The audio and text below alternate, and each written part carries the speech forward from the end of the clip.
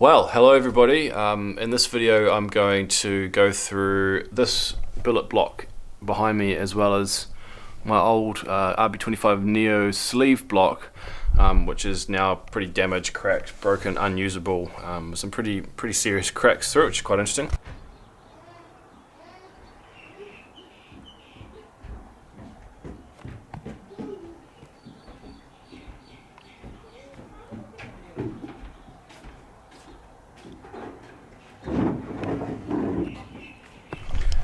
This here is the new Billet RB26 block by Bullet Race in Australia.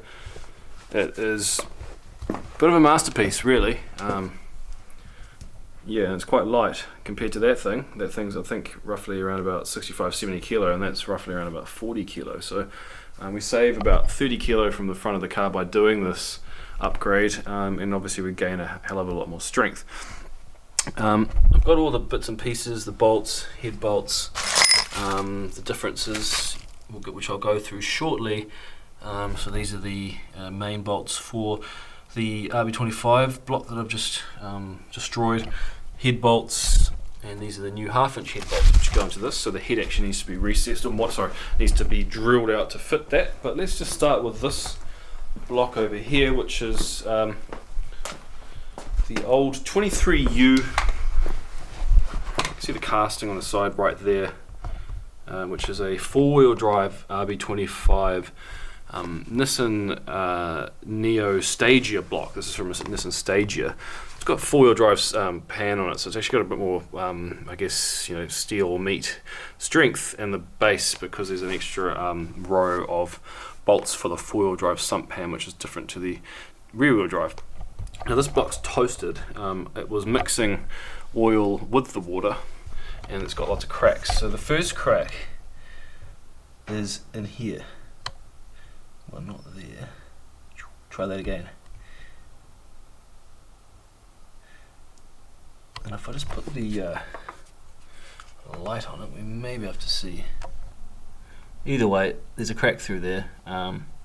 As you can see, the rust, the water's been coming out, dripping down. So that's crack number one.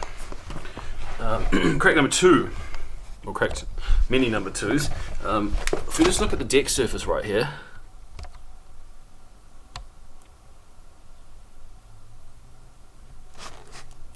so there's one there. It gets worse down towards the back. There's another one right there.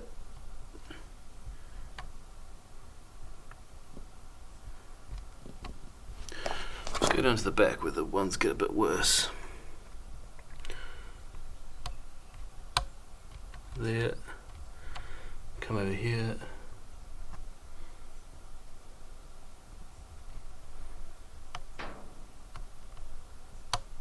Cracks there.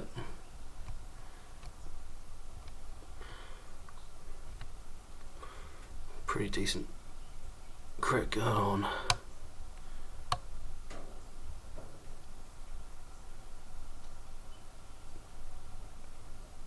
Two cracks, there's one there.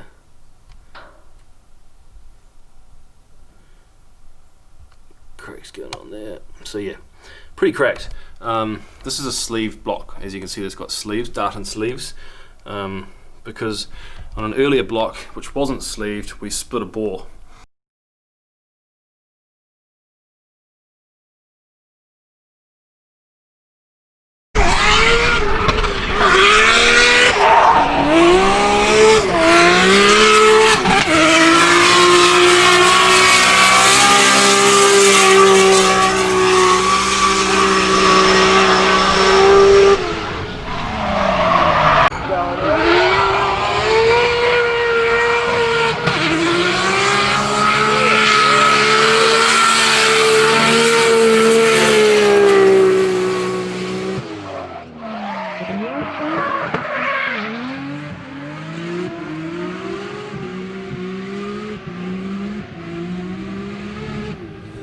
I guess the wing was red. I can't grab it from here.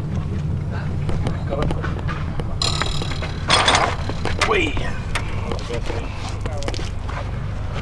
Oh, yeah. That you can't. That bad boy. Yeah. She is toast. Oh, we know what we're dealing with now. That was probably just purely for running too much power. 28 pounder boost on a factory RB25 block, which was making just a bit over 600 kilowatts at the wheels. Didn't like it. Yeah, and I guess there's an argument here that some people would say if you had put a block brace on the block, it would have saved it. Yes and no, maybe, don't know. I think the theory behind it is it's a bit of a band-aid for the bigger problem, which is these blocks are inherently weak. You know, that's the top part of that block. Now if I come around the back, there's also a crack through here. Now I don't know if you can see that. Let's see if I can get a better shot on that. You can see the horizontal crack, quite long crack. And actually you can see we've sanded it back because at Bukakoe we had steam coming out of there.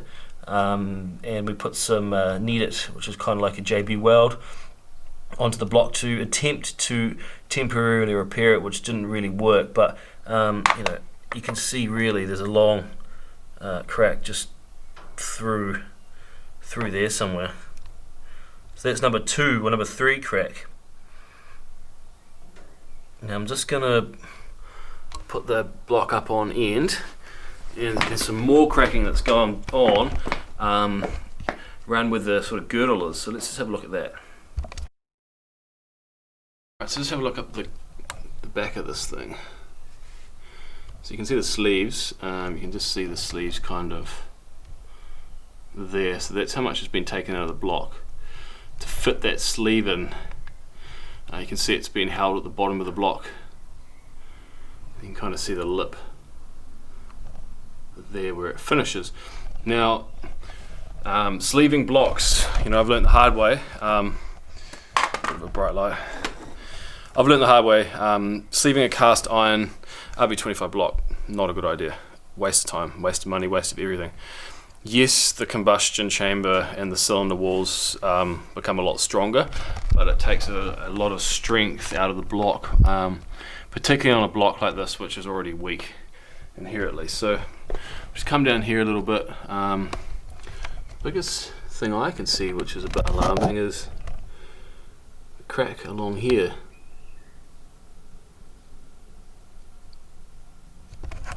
So the crack all the way to there.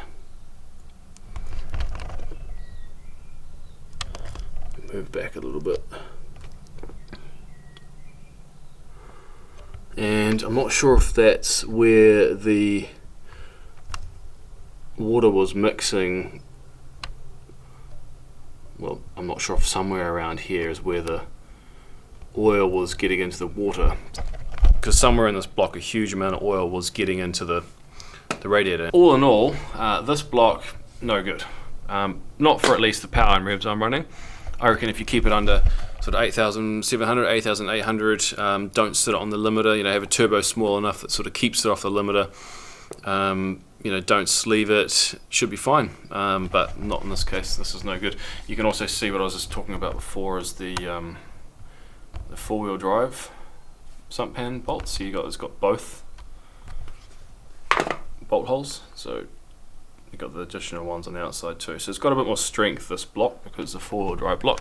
It's got ribbing, additional ribbing kind of all through here and stuff. I forget exactly where, but these blocks have more strength than normal RB25 blocks.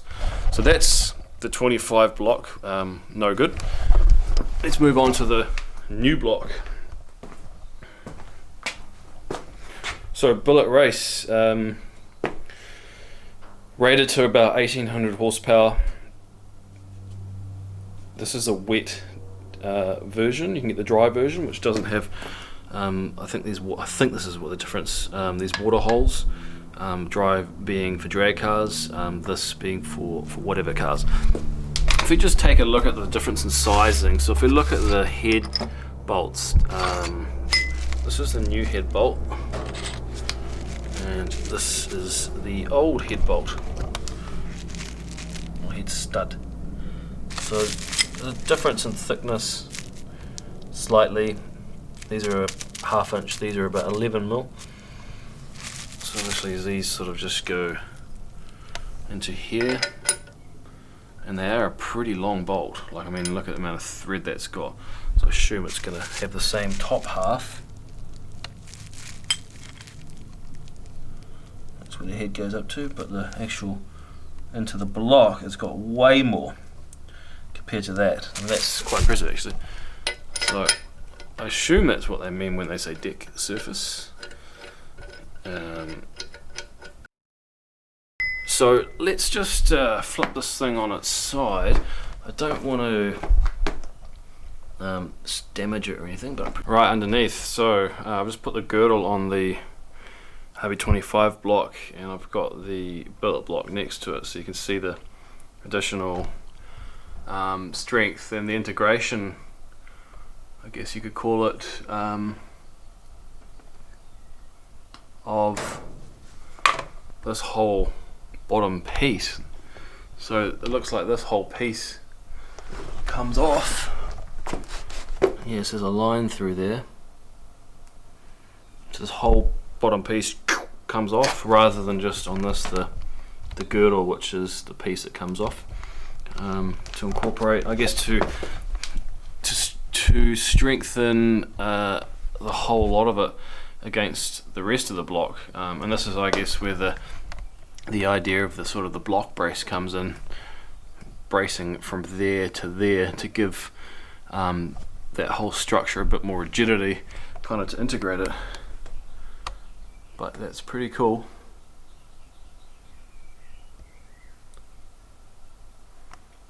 And even just picking that block up next to the RB25 one was a huge amount lighter. It's like, that's quite a heavy thing. That's pretty light, which is pretty cool. And if we look at the fronts, obviously they are pretty much the same.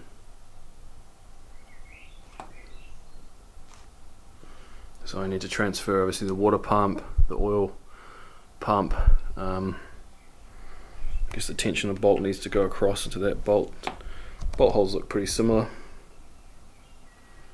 Differences that I can see already are that, obviously, the oil feed setup down there has a little sort of adapter to fit my external bracket, which has the oil pump feed line off it, whereas this has slightly different setup, sort of AN fittings or dash threads. I'm not exactly sure what those threads are, but it's got a few different bits and pieces in there that I need to work out what exactly does what. Can actually look up the guts of the engine too and see the sleeve job. Those are some pretty thick sleeves. Yeah, those are thick. Pretty sure those are thicker than the tartan sleeves that are in this engine. Hard to see, actually, because it's all been recessed. But yeah, so that's the billet block.